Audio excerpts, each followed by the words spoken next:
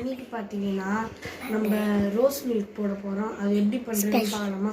ஸ்பெஷலாக வாங்க எப்படி பண்ணுறேன்னு பார்க்கலாம். வாங்க. பாதாம் ஃபஸ்ட்டு பார்த்தீங்கன்னா பாதாம் எடுத்துக்கணும். இப்போ பார்த்தீங்கன்னா பாதாம் வெட்டி முடிச்சாச்சு. இப்போ பால் ஊற்றிக்கலாம். வாங்க.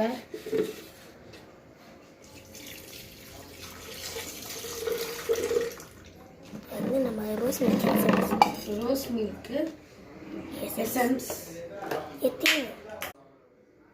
கரெக்டாக பிடிச்சிட்டேன். நான் உய்யும் போது எத்தனை ஸ்பூனு? உங்களுக்கு 2 ஸ்பூனுங்க. தண்ணி கொஞ்சம் ஆட் பண்ணிக்கலாம். சுகர் ஆட் பண்ணிக்கலாம்.